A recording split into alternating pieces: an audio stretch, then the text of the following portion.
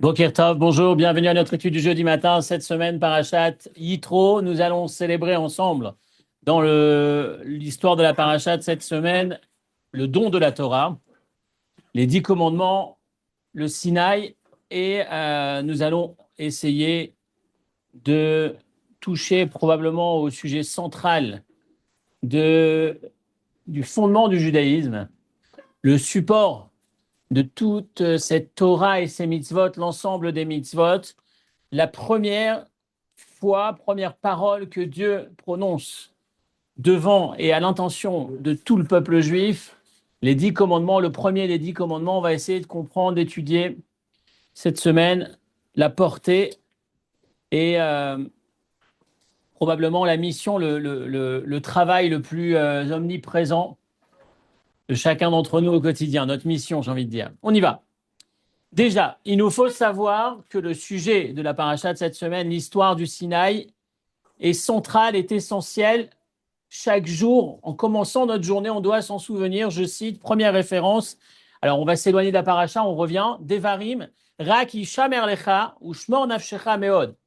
Dieu nous dit, fais très attention, prends garde, Pentishkach et Devarim, ne pas oublier Asher Raou Enecha, les choses que tes yeux ont vues, ou Fen Yasuru Milevavecha, et que ces éléments ne quittent pas ton cœur, Kol Yemecha Yecha, l'ensemble des jours de ta vie, Vehodatam Levanecha Velivne Vanecha, et tu devras les transmettre à tes enfants, à tes petits-enfants. Quel est cet élément dont il est tellement important, essentiel de ne jamais les oublier, qu'elles ne quittent jamais ni notre cœur, ni notre tête, notre esprit, qu'on doit transmettre, c'est Yom Asher Amadta Lifnei Hashem Elokecha Bechorev, le jour où tu t'es tenu au Sinaï. Si vous voulez, l'histoire de la paracha de cette semaine est essentielle.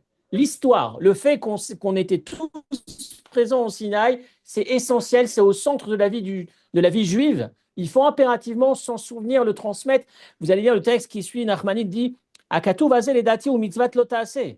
Ce verset-là a l'air d'être un commandement négatif. Le verset dit à 2 reprises Ishamer lecha ou shmor nafshecha. Fais très attention, prends garde, c'est très important de se souvenir de l'histoire du Sinaï. Izir bameod. Le verset a mis beaucoup l'accent dessus. Il nous a mis en garde énormément, les hishamer, velishmor atzmecha meod, de faire attention, de prendre garde, l'izkor, se souvenir, mais aïn baou elecha mitzvot. D'où sont venus à toi les commandements. Tous les commandements que l'on a, que l'on réalise, la vie juive au quotidien, provient de cet événement du Sinaï. Et c'est donc par conséquent essentiel, vital, de s'en souvenir, de mettre l'accent dessus à ce point. Chez l'Otishkach Mahamad Ar Sinaï, que tu n'oublies pas le moment où vous étiez tous au Sinaï, Mikol Adevarim Asher Raou Shamenecha, et tout ce qui s'est passé, tout ce que tes yeux, tout ce que nos yeux ont vu. Et c'est très intéressant cette phrase. Tout ce que nos yeux ont vu. Est-ce qu'on a vraiment vu d'un point de vue très terre à terre, très pragmatique. Est-ce qu'on a vu? Vous allez voir que oui. Et kevodo, et godlo, la grandeur, la puissance, l'honneur que Dieu a mis en avant. Udvara veshashamata, ces paroles que tu as entendues, mitochaesh, alors qu'il y avait le feu, une forme de feu, et tu raconteras à tes enfants et à tes petits-enfants adolam éternellement. La centralité de l'événement du Sinaï, on va voir pourquoi. La centralité de l'histoire. Là, on ne parle pas du commandement, on va en parler juste après, mais déjà commençons par l'histoire, le récit de la paracha de cette semaine, le moment où on est au Sinaï et on va recevoir la révélation divine, le don de la Torah. C'est central, c'est essentiel de s'en souvenir. Regardez une halakha du Shulchan Aruch, qui est citée juste après, Tour Orachaim, au chapitre 47. Tous les matins, on doit réciter les bénédictions du matin, lorsqu'on se lève. À la fin de la série des bénédictions du matin, où l'on remercie Dieu pour tout ce qu'il fait pour nous au quotidien, depuis la capacité d'ouvrir les yeux, de se lever, de se tenir debout, de se vêtir, etc., etc. Vraiment les éléments les plus basiques. On remercie Dieu tous les matins. À la fin, on récite Birkat Torah, la bénédiction sur la Torah. Et voilà ce que nous dit le Shulchan Aruch. Deuxième partie. Il y a une autre bénédiction qu'on doit réciter sur la Torah. C'est quoi? Asher bachar banu mikol ha'amim. Dieu qui nous a choisis et qui nous a donné sa Torah. L'élection, Dieu qui nous a choisis et qui nous a donné sa Torah, c'est ce qu'on doit réciter tous les matins en commençant sa journée. Et le Shulchan Aruch nous dit, à quoi doit-on penser lorsqu'on parle du moment où Dieu nous a choisis et nous a donné sa Torah, Al-Mahamad Ar-Sinaï, le moment du Sinaï, voilà ce qu'on doit avoir en tête. Donc rappelez-vous à partir de demain matin, quand vous vous leverez, aujourd'hui c'est fait, c'est déjà fait, vous avez déjà fait la bénédiction, mais demain matin, lorsque vous commencerez les bénédictions du matin, il y aura une kavana particulière, une intention, une pensée supplémentaire à avoir. Asher Bachar Banu, me souvenir du moment du Sinaï. Et vous allez voir, on va développer. Qu'est-ce qui s'est passé tellement?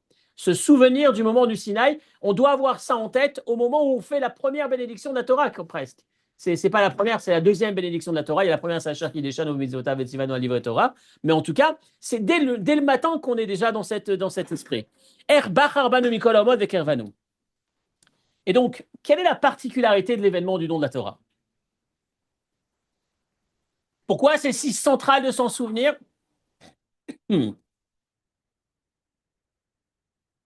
Et à quoi finalement doit-on penser? Alors regardez, la particularité, elle est en 2 points. Je continue dans le texte. On va dans Shemot Dalet. Donc on est dans le début des premiers miracles de Shemot. C'est-à-dire lorsque Moshe va voir le Pharaon, avant d'aller voir le Pharaon, il va voir le peuple juif. Le peuple juif va lui dire fais-nous des signes. Enfin, qui nous dit que c'est vraiment Dieu qui t'a envoyé?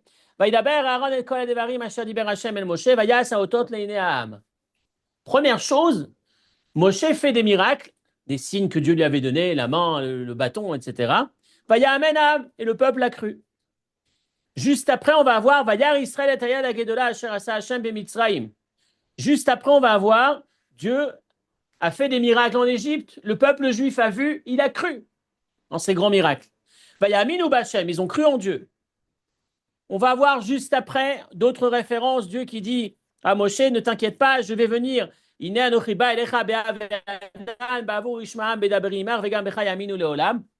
Lorsque le don de la Torah est annoncé, c'est différent. Je vais apparaître, Dieu dit à Moshe, je vais apparaître sur le Sinaï, ils vont voir comment je parle avec toi, avec eux, et dorénavant, ils croiront définitivement en ce projet. Définitivement. Quelle est la différence entre ces autres fois où il y a eu des miracles, où on a cru, et où on ne va pas nous demander de le répéter tous les matins, de s'en souvenir tous les matins, en tout cas pas avec la même intensité, il n'y a pas. Et ce moment, l'événement du don de la Torah, quelle est la... Ah, c'est arrivé. C'est incroyable. On n'y croyait pas. Hein. On espérait que non aujourd'hui. Excusez-moi. J'ai pas voulu dire. Non, ça a fonctionné la semaine dernière. Enfin, en soirée. Bon, c'est reparti. Ça y est. Veuillez nous excuser. J'espère que cette fois-ci, il va tenir. Je ne sais pas. On est dit là qu'on est sur un bateau. Quelle est la particularité? Hein? La différence. C'est plus que ça. Quelle est la particularité de l'événement du don de la Torah, de ce qui s'est passé, de la manière dont on a perçu, à part voir, qu'est-ce qu'on a vu de spécial, qu'est-ce qui s'est passé de particulier pendant cet événement? Regardez la suite de la référence. Maïmonide. Moshe Rabbeinu, dernière 4 lignes de la référence numéro 1. Moshe Rabbeinu lohi minibo Israël mipna otot shasa. Le peuple juif n'a pas cru dans le leadership de Moshe, dans la mission de Moshe, parce qu'il a fait des miracles. C'est pas ça. Parce que dès qu'on parle de miracles, ça peut sous-entendre magie, ça peut sous-entendre sorcellerie. Chaque fois qu'on assiste à un miracle, on peut se dire waouh, c'est puissant. Ou on peut se dire aussi, peut-être que finalement, c'est oh, il est bon, il est bon. D'accord? Il y a une différence. Ou bah, mino. Il dit voilà, tout ce qu'il y a eu comme miracle, Moshe les a fait parce qu'il y avait besoin de les faire. Mais ce n'était pas pour qu'on croie en lui, pour qu'on croie en sa mission. Quel a été l'élément déterminant, décisif? C'est le don de la Torah. Qu'est-ce qui s'est passé? Mahamad Ar-Sinaï, au moment du Sinaï, et Nenu Raou Velozar, ce sont nos yeux qui ont vu. Maïmonide dit nos yeux, mais Maïmonide, il est 2500 ans après. C'est quoi nos yeux? Vous allez voir. Chez Nenu Raou, Aesh Akolot Alapedim, on a tout vu.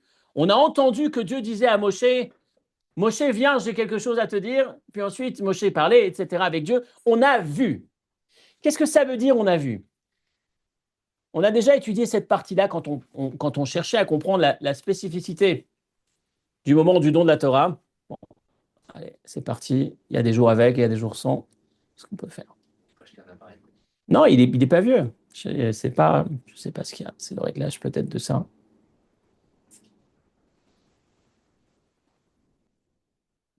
Problème. Je sais pas pourquoi. Ouais, c'est peut-être le poids qui fait que. Hop là. Bon, allez, j'espère qu'on va tenir. Qu'est-ce qui s'est passé de particulier pendant le Sinaï? La particularité, c'est que ça s'est passé naturellement, normalement. Ça veut dire que on a entendu Dieu qui nous parle comme si on entendait un ami qui nous parlait. On a vécu un événement particulièrement rationnel, même si c'est dingue. Dieu a choisi de se manifester, de parler comme si un ami me parlait. Donc la certitude qu'on obtient à ce moment-là, c'est pas j'ai assisté à un énorme miracle, c'est extraordinaire.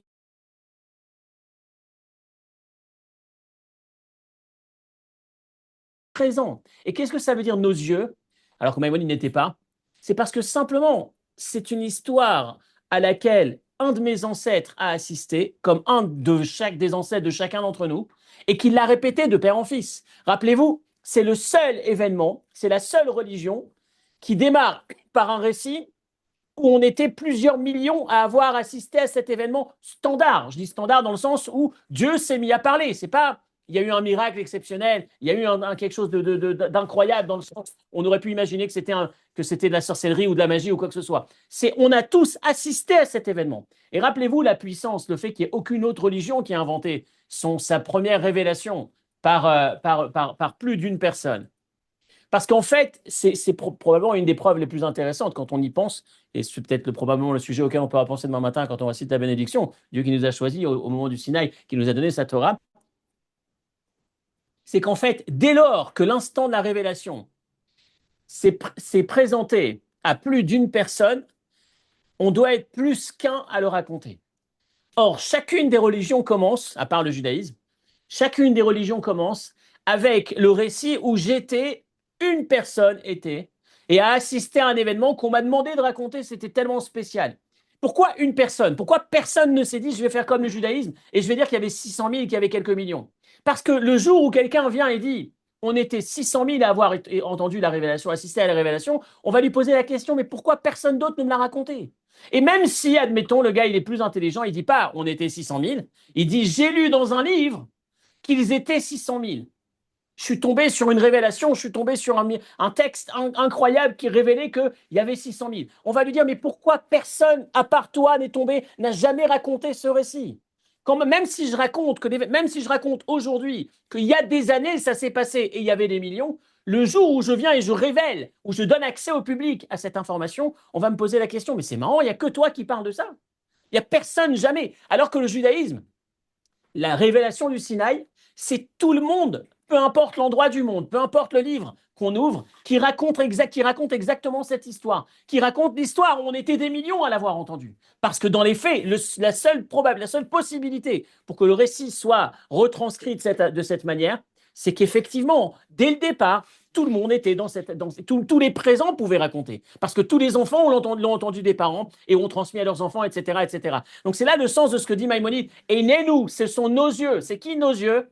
C'est les yeux de nos parents qui ont entendu de leurs parents, qui ont entendu qu'ils ont assisté, ils ont assisté simplement à une révélation. Ils étaient présents de manière naturelle. Dieu s'est manifesté et Dieu a parlé, Dieu a raconté les 10 commandements. Donc voilà l'introduction à notre cours, l'introduction au texte des 10 commandements qu'on va lire tout de suite, le premier des 10 commandements. Et c'est finalement le point sur lequel on va s'arrêter, c'est comprendre le sens du premier commandement. Anochi Hashem Elokecha. Il y a 10 commandements. Les 2 premiers sont racontés à la seconde personne. Je suis l'Éternel, ton Dieu. Première et seconde personne. Je suis l'Éternel, ton Dieu. Tu n'auras pas d'autre Dieu à part moi. Donc c'est effectivement Dieu qui parle. À partir du troisième, c'est ne prononce pas le nom de Dieu. Enfin, c'est une troisième personne qui parle. Et les Chachamim vont nous dire qu'effectivement, vous l'avez dans la référence numéro 2, Anochi Hashem Elokecha. La Gemara va dire les 2 premiers, ce sont Moshe, c'est Dieu qui les a prononcés directement, et ça n'est qu'à partir du troisième où le peuple juif a demandé à Moshe que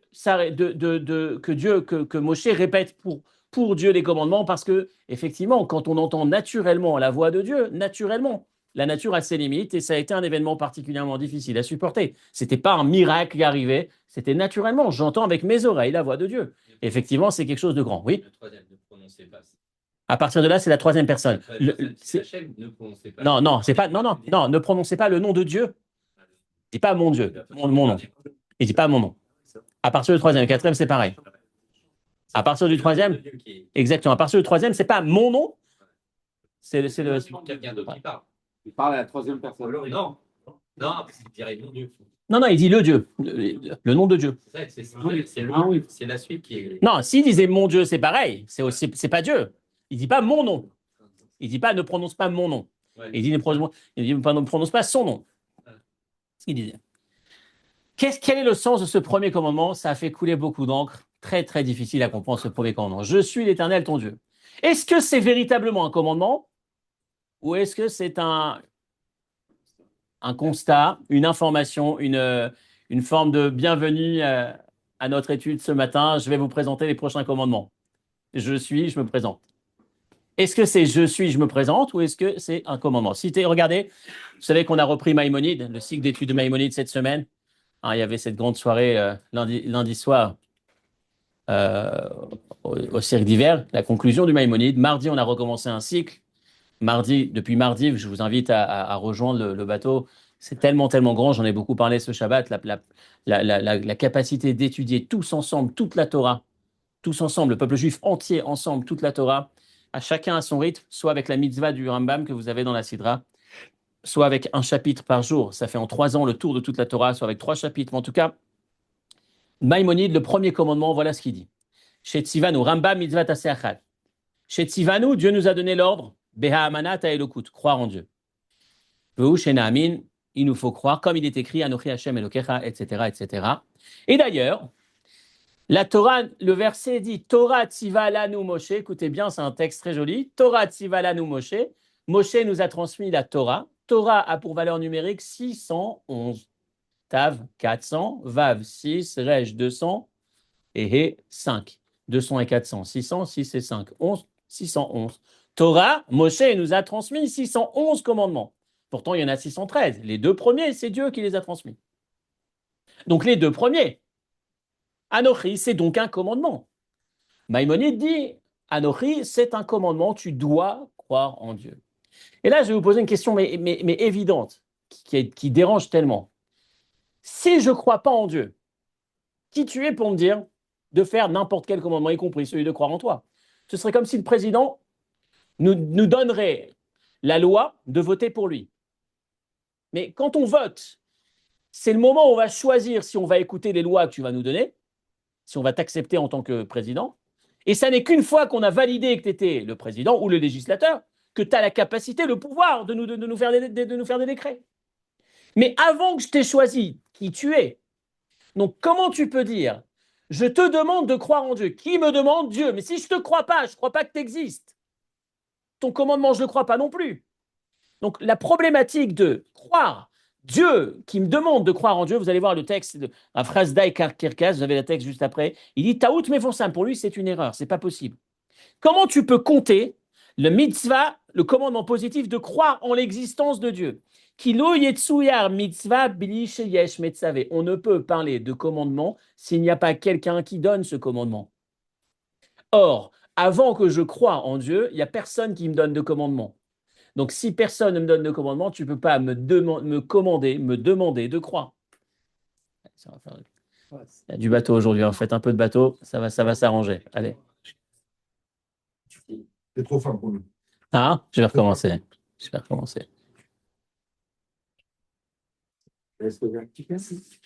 Non, il revient. Quand il se perd, il se perd. Je ne sais pas pourquoi, il y a un truc, on verra. Il n'est pas d'accord avec ce que tu Il dis. n'est pas d'accord avec ce que je dis, c'est ça. C'est les turbulences du bateau. Pour écouter les commandements de quelqu'un, il faut déjà le croire en lui. Je recommence. Qui est-ce qui me donne un ordre? Qui peut me donner un ordre? Quelqu'un, ma femme. Qui a dit ma femme? Voilà, très bien. Est-ce que ta femme peut te donner un ordre si tu t'es pas encore marié avec elle? Non. Donc, enfin, ça dépend.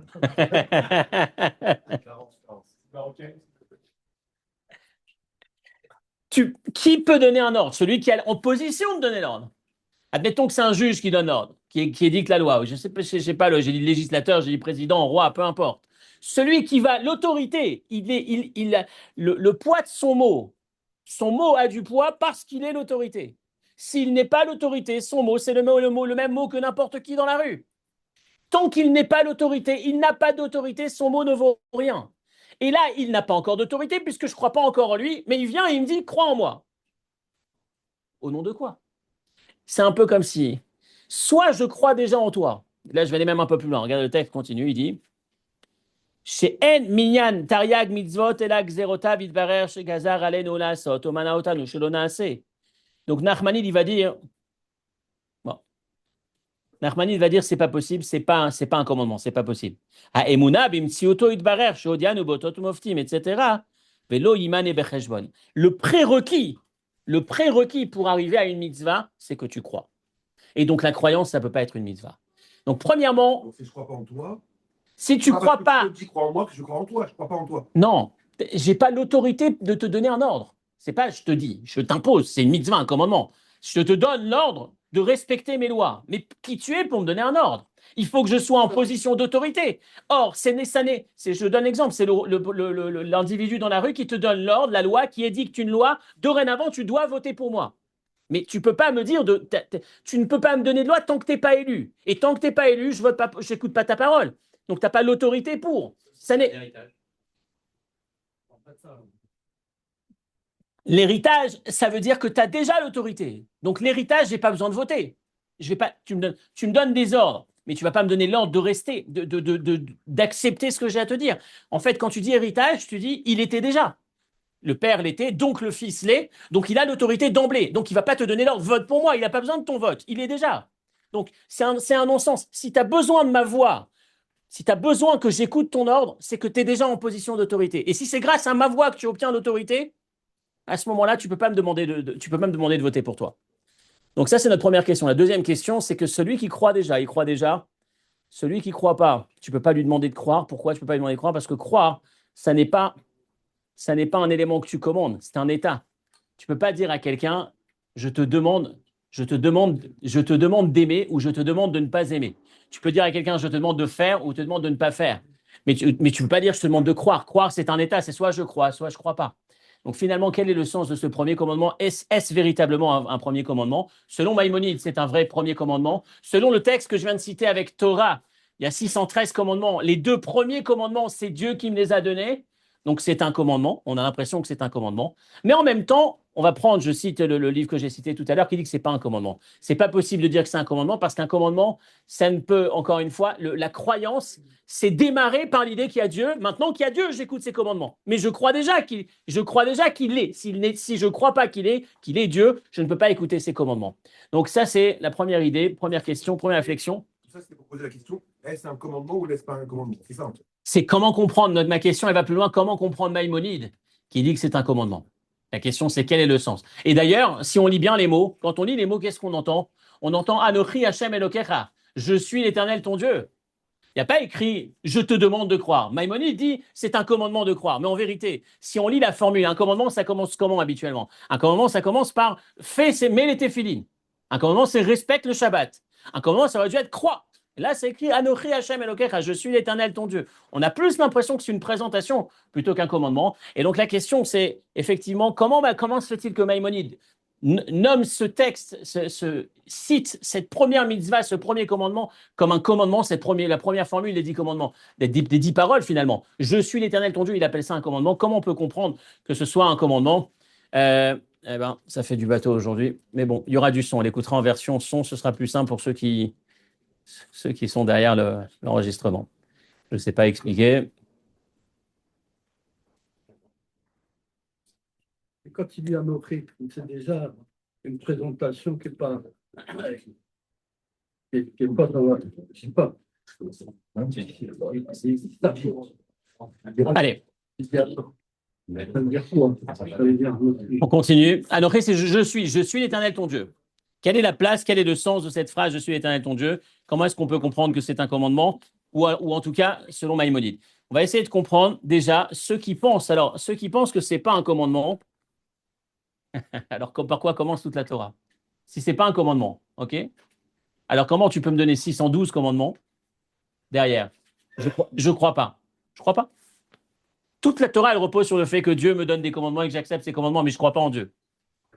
Comment ça marche? Ceux qui disent que tu as le commandement, je ne comprends pas comment tu peux ordonner. Ceux qui disent que ce n'est pas un commandement, alors toute la Torah repose sur quoi? Je vais écouter ce que Dieu a à me dire si j'accepte qu'il existe, mais si je ne crois pas qu'il existe, comment je peux accepter ces commandements? Alors la première chose, et c'est le premier élément que je voulais voir avec vous aujourd'hui, il y a deux parties dans notre étude. La première partie, c'est celle-là. C'est une question à laquelle on est confronté malheureusement euh, plus ou moins régulièrement, soit avec un enfant, un jeune, un ado qui va vous dire j'ai des doutes, j'ai ma Emouna, j'ai des problèmes de Emouna, ou soi-même, des fois, on se lève, on sent qu'on a des problèmes de Emouna, cet individu qui va vous appeler, qui va dire j'ai un problème aujourd'hui, je sens que ma Emouna est plus fragile, je crois un peu moins en ce moment où je ne crois plus. Comment faire, comment réagir quand on a ces fameux problèmes de Emouna? Et c'est effectivement cette approche qu'on va voir. La première partie qui consiste à dire qu'en vérité, la Emouna, qu'est-ce que c'est que la Emouna? C'est un état sur lequel on n'a pas véritablement, effectivement besoin de commandement parce qu'en vérité, de la même manière que je suis, au fond de moi-même, je crois.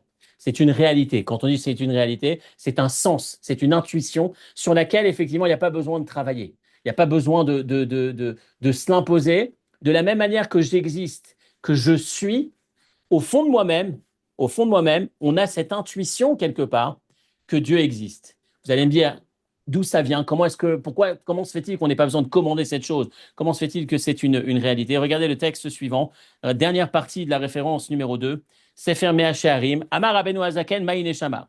Qu'est-ce qu'une âme? La Neshama que Dieu nous a mis en nous. Certains disaient, Rabbeinu Yonah disait, Yoda et Ribona, c'est une partie de moi qui connaît Dieu. Ou alors Makeret et Ribona, soit elle sait, soit elle connaît de loin, comme un étranger. Je connais Dieu, j'ai une partie de moi qui connaît Dieu comme je connais un étranger, comme si c'était quelqu'un d'extérieur à moi. Mais en vérité, lorsque Dieu a créé le monde et qu'il a créé l'être humain, il va dire, Vaïpar Beapav Nishmat Chaim, il va lui insuffler un souffle de vie. C'est la particularité de l'être humain, n'importe quel être humain a en lui quelque part il a plus que simplement avoir été créé, il a reçu un morceau du Créateur en lui. Cette neshama, cette âme qui fait que, intuitivement, je sais que Dieu est. Je n'ai pas besoin, quelque part, de développer davantage. On n'est pas dans cette dimension intellectuelle. J'ai envie de dire même intellectuellement, on l'a déjà vu plusieurs fois, le principe de base de la vie, de l'existence dans laquelle on est, c'est qu'à chaque fois que j'assiste à un événement, il y a eu forcément une cause qui a emmené cette conséquence. C'est une réalité. C'est-à-dire que quand j'arrive à table et que je vois une table qui est posée, je sais que quelqu'un a mis la table. Je ne vais jamais me dire, non, c'est peut-être un grand vent qui a soufflé et qui a fait en sorte que la nappe est tombée du tiroir et qu'elle s'est exactement mise comme ça. Puis ensuite, les assiettes sont tombées, se sont posées exactement la fourchette à côté. Non, le principe est qu'à chaque fois que j'assiste à un événement, il y a forcément une cause. Et plus l'événement est sophistiqué, plus la cause est sophistiquée. Quand j'assevais que je vois une usine qui est capable de sortir des voitures ou des objets à la chaîne, je me dis, waouh, il y a un ingénieur derrière qui a monté des machines. Ils étaient une équipe probablement. Ils ont dû passer du temps derrière. C'est pas possible qu'on ait un avion qui sorte en un claquement de doigts. Il y a forcément eu beaucoup d'investissements, de réflexion, etc., etc. Donc le principe, c'est qu'à chaque fois que j'assiste à une conséquence, cela m'oblige à dire qu'il y a une cause derrière cette conséquence. De ce point de vue-là, m'indique, le monde m'indique qu'il y a forcément un créateur, que le Dieu existe. Il n'y a pas besoin de commander, il n'y a pas besoin de se l'imposer, c'est une réalité. Effectivement, si c'était un ordre, c'est difficile de dire à quelqu'un je t'oblige à aimer, à ne pas aimer, à croire ou ne pas croire. Je peux obliger à faire, je peux obliger à ne pas faire, mais je ne peux pas obliger à croire. Croire, c'est soit je l'ai, soit je ne l'ai pas. Réponse, tout le monde là au fond de lui-même. Au fond de lui-même. Au fond, ça veut dire c'est pas forcément actif, c'est pas forcément concret, mais concret dans le sens actif. Ça me propulse pas suffisamment, mais c'est présent en nous. C'est présent de manière innée. C'est le principe que je disais. À partir du moment où j'assiste à une conséquence, il y a forcément une cause. Et de ce point de vue-là, on n'a pas besoin davantage de réflexion, ou en tout cas pas de commandement. Il n'y a pas besoin d'ordre, c'est une réalité. Un peu comme quelqu'un qui dit « je m'aime pas ». Naturellement, je m'aime. Quand je vais voir le psy et que je dis « je m'aime pas », qu'est-ce que je suis en train de dire? Mon amour, pour moi, il est enfoui par des causes, des traumas que j'ai dû vivre. Et le psy, qu'est-ce qu'il va faire? Il va m'aider à me débarrasser de ces couvertures pour laisser apparaître ce que j'ai au fond de moi-même. C'est la même chose. Quand je dis « je ne crois pas », il n'y a pas à s'inquiéter. Celui qui dit « j'ai des problèmes de Emouna », dans le sens « je pense que je crois un peu moins », il n'y a pas à s'inquiéter. C'est un état, c'est au fond de nous-mêmes. il y a peut-être à s'inquiéter sur l'impact de cette émouna. Et c'est là tout le dilemme, tout le point sur lequel on va travailler. C'est-à-dire, croire, c'est une réalité. Au fond de nous-mêmes, on a tous en soi, je disais, ça fait déjà des années que ce chiffre est sorti, quand on prend la population du monde entier qui croit qu'il y a une force créatrice derrière ce monde, et une force créatrice, une énergie derrière qui a créé ce monde. Aujourd'hui, on est sur à peu près de 90% ou 93% de l'humanité qui croit qu'il y a quelque chose derrière le monde. Peu importe. Il n'y a pas une religion en particulier. Ça veut dire qu'une personne, quand je rencontre 10 personnes, 9 sur 10 ont cette idée de manière manifeste, affichée. C'est-à-dire qu'en fait, finalement, le point de croire ou ne pas croire, ce n'est pas là le sujet du commandement. On va essayer de comprendre ensuite les deux versions. Donc ceux qui disent finalement, ceux qui disent que Anochi Hashem Elokecha, ce n'est pas un commandement de croire en Dieu, c'est inné, ça se comprend, c'est-à-dire c'est cette idée qu'en réalité, si tu creuses, si tu cherches à l'intérieur de toi, au fond de toi-même, n'importe quelle personne normalement constituée l'admet cette réalité de manière intuitive, qu'il y a forcément un Dieu derrière. Alors, quel est le sens de ce premier commandement? Quel est le sens de ce Maïmonide qui identifie comme premier commandement Anochi Hashem Elokecha? Tu dois croire en Dieu. Et tout se cache dans les mots qu'on va retrouver dans le premier chapitre du Maïmonide. Regardez, référence numéro 3. Yesod ha-Yesodot, la première loi du Maïmonide, la première loi de la Torah comme Maïmonide reprend dans son livre. Yesod ha-Yesodot v'amud ha-Chochmot. Quelle est la base, le premier des piliers des commandements? Leida sheyesham matsu rishon. Leida, c'est savoir. Mais rappelez-vous, savoir, ça ne veut pas dire savoir, ça veut dire un petit peu plus. Chochma, bina, da'at. Chochma, c'est la connaissance, bina, c'est l'intelligence, la compréhension plus poussée, plus développée. Da'at, c'est quoi da'at? La troisième étape. Veha Adam, yada et trava. Lorsque Adam, le premier homme, va rencontrer sa femme et finalement va donner naissance à un enfant, c'est écrit, et Adam a connu sa femme, trava. Connaître, c'est pas yada, le mot da'at, lida, c'est pas juste connaître, avoir l'information, c'est s'attacher activement à cette information. C'est faire de cette information la mienne. Et ça, c'est tout un travail, c'est tout le dilemme de notre vie. Maïmonide nous dit, le premier commandement, ça n'est pas d'admettre que Dieu existe. Ça n'est pas de croire, il n'y a pas besoin de commandement là-dessus. Le commandement, c'est de passer de la croyance, qui est un état tout à fait intuitif, extrêmement léger, qui est très très peu impactant, et faire en sorte qu'il passe au stade de date, qui va impacter ma vie au jour le jour. Rappelez-vous cette formule du Talmud qui dit qu'un voleur, un brigand, un bandit qui s'apprête à voler, et on a ça dans d'autres formules, on peut le retrouver dans d'autres contextes, dans une formule un peu plus moderne. Donc le bandit, il vient de creuser son tunnel, il va rentrer chez l'individu pour pouvoir voler, faire son casse. Et juste avant de voler, qu'est-ce qu'il fait? Il prie, Dieu, s'il te plaît, fais en sorte que ça marche, que je ne me fasse pas prendre. Et là, on s'arrête, on lui dit une seconde. Si tu crois en Dieu, je pense qu'il y a beaucoup qui vont prier à la synagogue pour faire en sorte que pas mal de leurs affaires, entre guillemets, puissent fonctionner. Il y a certaines affaires où on sait qu'elles ne sont pas tout à fait en accord avec ce que Dieu demande, mais pourtant, ça ne m'empêche pas de prier Dieu. Dieu, s'il te plaît, je sens qu'il y a la police qui est derrière moi, fais en sorte qu'il ne m'attrape pas. Mais en fait, si Dieu est là et que tu tournes vraiment sincèrement vers lui, normalement, tu ne fais pas la bêtise que tu t'apprêtais à faire. Mais tu pries quand même et tu vas quand même faire la bêtise. Donc le voleur, il prie, il a fini sa prière, il rentre, il vole. Vous connaissez l'histoire du voleur du village qui passe toute l'année à voler, puis la veille de Kippour, il rentre chez le rabbin. Et il va avec le sac, tout ce qu'il a volé, monsieur le rabbin, voilà, tous les objets que j'ai volés dans l'année, Kippour, je les dépose, si vous voulez bien les rendre à chacun, tous ceux qui se sont plaints dans l'année, qui se sont fait voler, restituer les objets. Et le rav qui se lève, qui enlace, Yossi, qu'est-ce que t'es gentil, c'est incroyable, la grandeur du peuple juif, tu viens, tu fais tchouva la veille de Kippour, c'est extraordinaire. Il le raccompagne à la sortie. Quand il s'en va, le rav s'aperçoit que la montre en or qu'il avait, qui était sur le bureau, sa montre, la montre qu'il a reçue de son grand-père, qu'il a reçue de son, elle est plus là. Il va voir Yossé le voleur, il lui dit, écoute, je comprends pas, t'es venu, t'as fait tchouva à veille de Kippour, et ma montre, tu me l'as volée, comment c'est possible? Comment t'as pu faire un truc pareil? Et Yossi qui lui répond, il lui dit, écoutez, monsieur le rabbin, Kippour, c'est important, tchouva, mais il faut bien vivre de quelque chose. Quelque part, je sais que c'est Kippour, je sais que Dieu existe, je sais que c'est pas bien, mais entre ce que je sais et que cette connaissance, cette information m'impacte, il y a un gap très important. Rappelez-vous, Rabbi Levi Yitzhak qui disait Dieu, c'est pas juste ce que tu as fait. Tu as mis le bien et le mal, le mérite, la Torah, les valeurs, tu as mis ça dans les livres. Et la tentation de la faute, tu l'as mis devant la porte. J'ouvre la porte, c'est dans la rue. Si tu avais fait le contraire et que tu avais mis la tentation dans les livres et qu'en ouvrant la porte, on voyait le vrai, les valeurs, crois-moi qu'il n'y aurait personne qui fauterait. On dit ça au nom de Rabbi Levi Yitzhak, l'avocat du peuple juif. C'est une grande plaidoirie quelque part, c'est si on réfléchit. Ça veut dire que Dieu nous a créés avec, par défaut, inné, comment on dit ça, natif, on a cette croyance. Mais cette croyance est tellement froide, tellement légère, tellement incolore, qu'elle ne m'impacte pas au quotidien. Ce qui m'impacte, c'est l'âme animale. L'âme animale, elle est bouillante. Elle est impactante. Elle est creuse.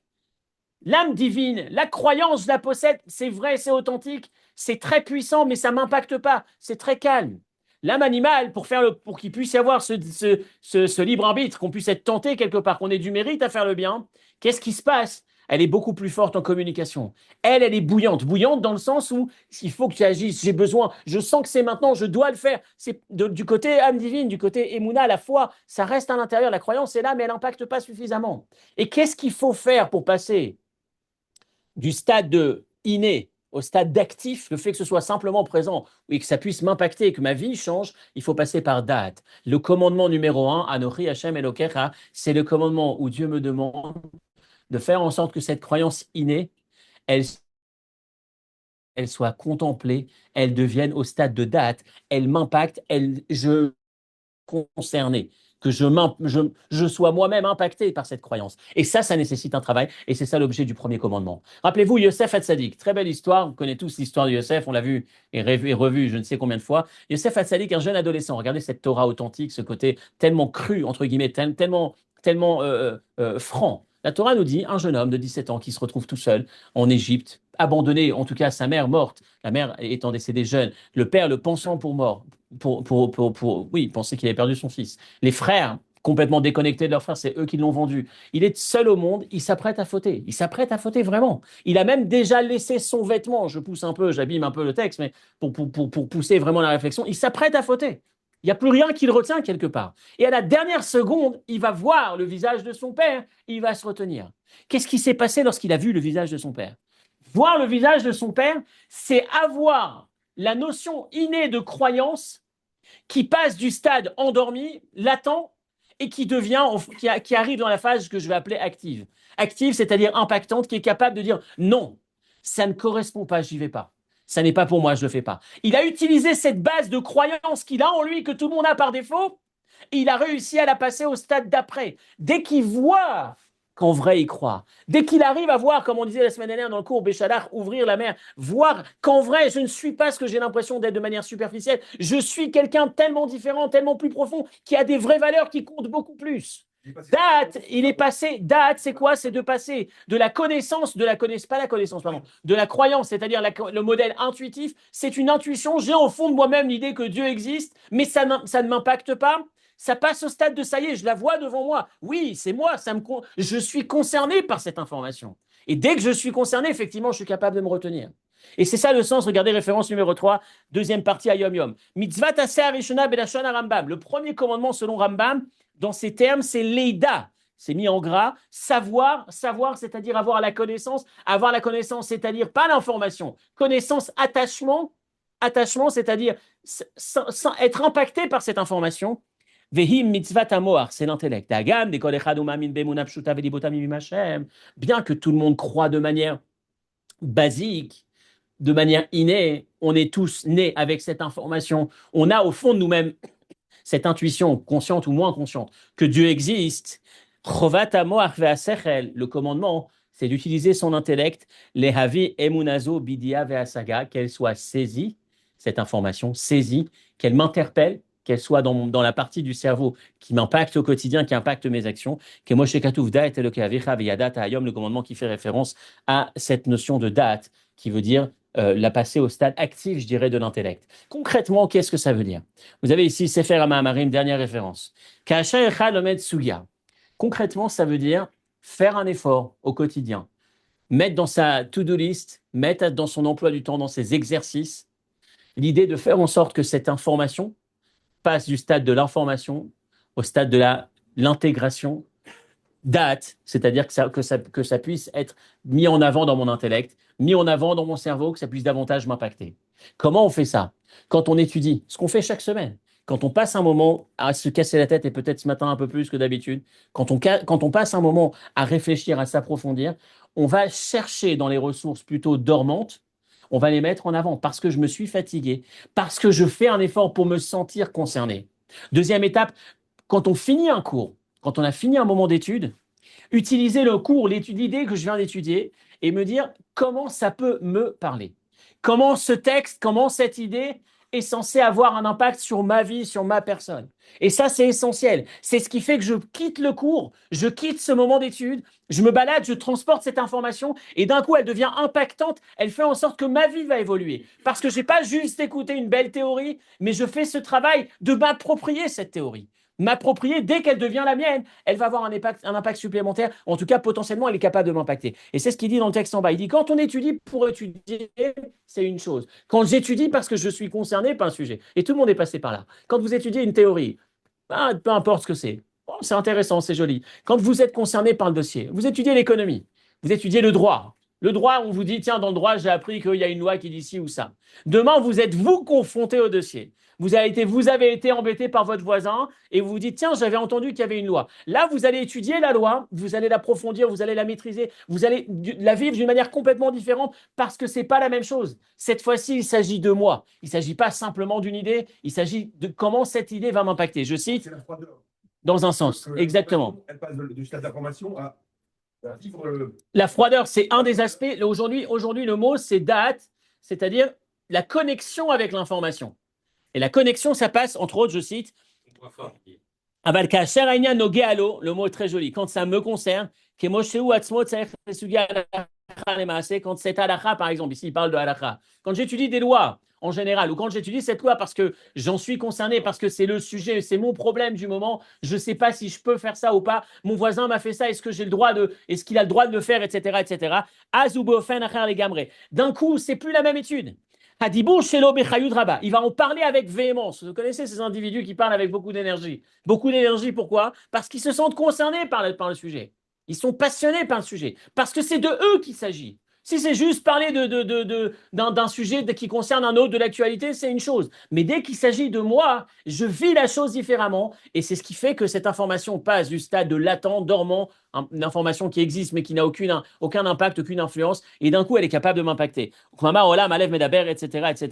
Ce que vous avez à la fin, c'est valable aussi quand on prie, quand on fait sa prière. Et avant de prier, je réfléchis à une idée qui parle de Dieu, qui me rapproche de Dieu. Qui aborde l'idée du rapport qui peut exister entre Dieu et moi, entre Dieu et le monde, entre la mission que Dieu me donne et moi-même. Quand je pense au mot Ani Lefanech, à la première phrase qu'on récite le matin, premièrement, ça veut dire que Dieu existe. Deuxièmement, ça veut dire qu'il compte sur moi. Troisièmement, ça veut dire qu'il m'a donné les capacités pour réaliser une mission nouvelle aujourd'hui pour laquelle il me considère indispensable. C'est une phrase banale qui a un impact complètement différent parce que j'ai pris le temps d'y réfléchir. Vous savez, on dit que, je terminerai là-dessus, Abraham, on dit qu'il a découvert Dieu. Maïmonide va dire qu'il a découvert Dieu à 40 ans.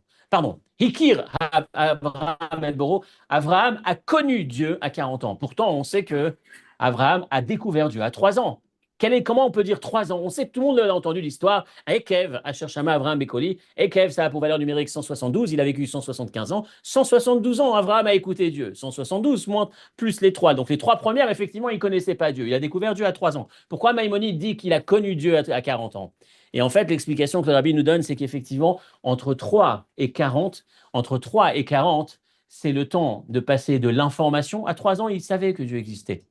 Mais pour pouvoir intégrer, s'approprier cette idée, qu'elle devienne intellectualisée, date, jusqu'au point où elle l'impacte, ça prend le temps pour Abraham de 37 ans.